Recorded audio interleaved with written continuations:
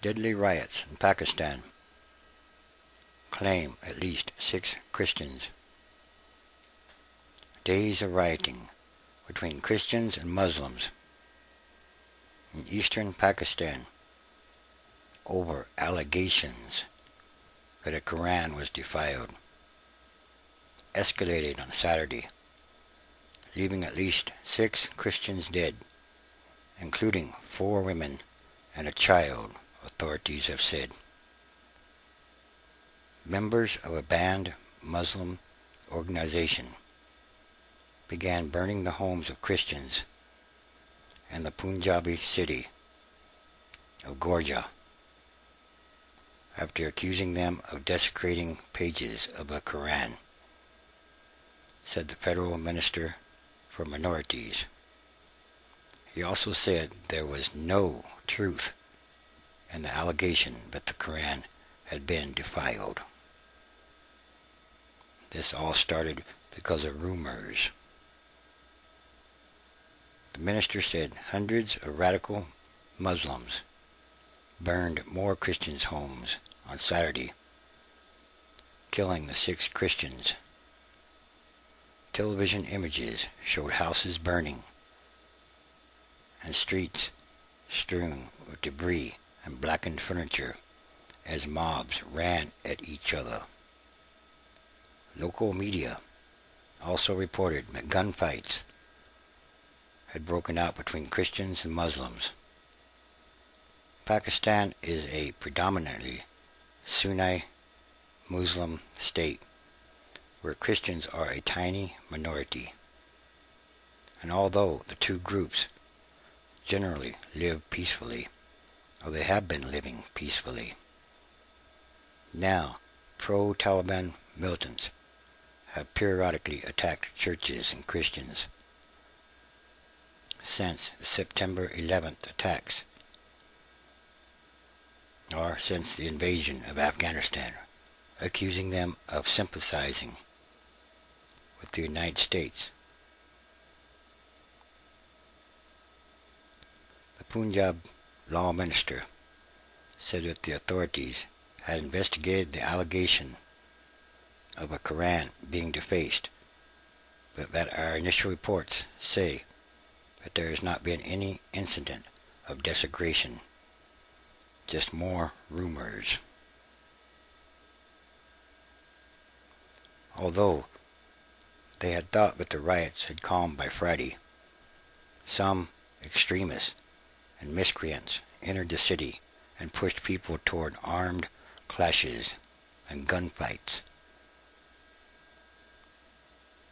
Elsewhere, police officials have said that they had arrested a member of an outlaw group that is linked to Al-Qaeda and the Taliban and is suspected of involvement in the 2002 beheading in Karachi of Daniel Pearl, a reporter for the Wall Street Journal.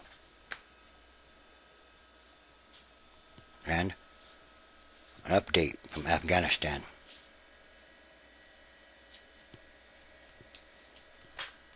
Nine soldiers killed in Afghanistan over the weekend.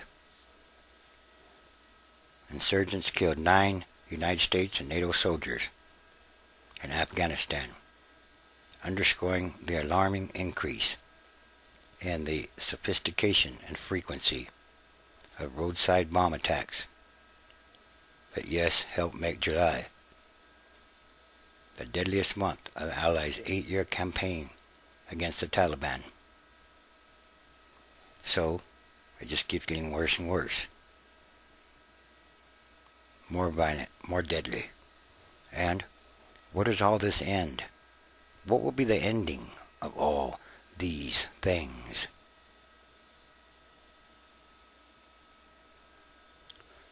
The deaths in the first 2 days of August followed at least 75 United States and NATO troop deaths in July, a number that surpassed the highest previous monthly casualty toll by almost 2/3, according to figures compiled by iCasualties.org, a website that tracks military fatalities.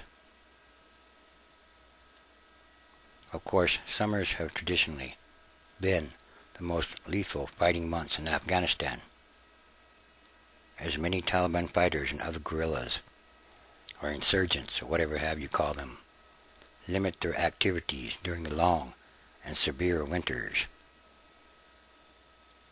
But again, two factors have made this summer especially deadly and increasing. One is President Obama's decision to start an offensive against the Taliban and send at least 21,000 additional troops to the country, including a Marine Expeditionary Brigade now conducting operations in Helmand Province, one of the most dangerous regions of Afghanistan.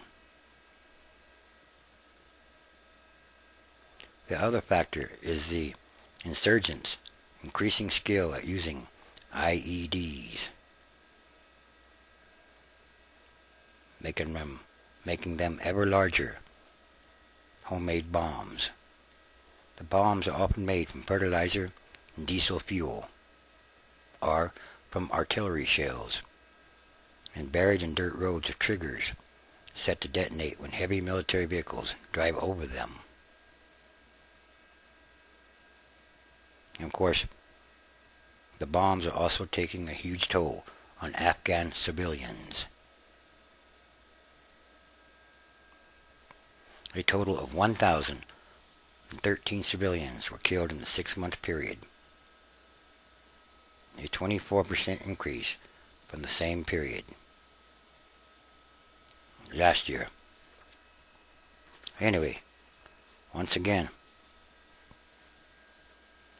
so in Afghanistan and Pakistan, it's actually kind of getting worse in some kind of ways.